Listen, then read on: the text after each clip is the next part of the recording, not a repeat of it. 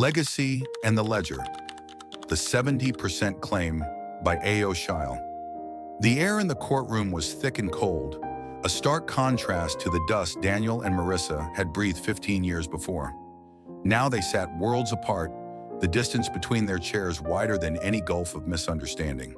Their first office was a trailer, parked on the muddy edge of their first major site.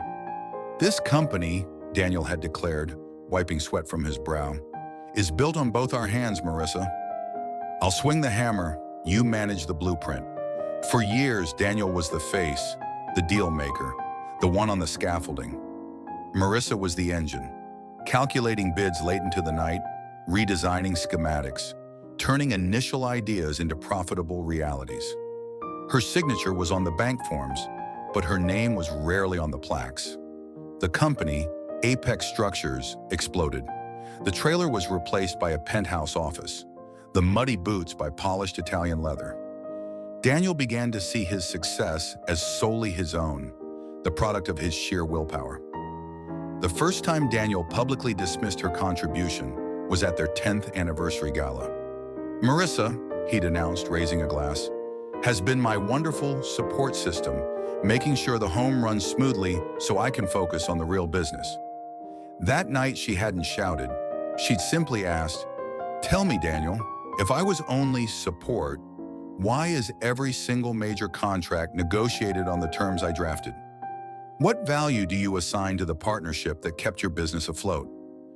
Now, the financial spreadsheets were dissected under the harsh courtroom light. Daniel's lawyer argued that Marissa's work, strategy, logistics, client retention was merely domestic contribution because she was never officially a salaried project manager. Marissa's representative countered, "The market value of her contributions, the contracts she saved, the innovation she implemented, dwarfs the value of a domestic contribution. She built the roof and the foundation." Daniel looked at the sterile numbers, seeing only a division of assets.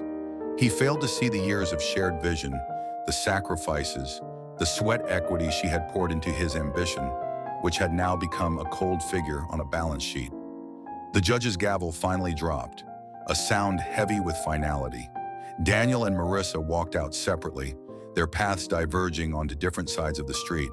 They had won the fight over the business, but lost the blueprint of their life. Subscribe for more.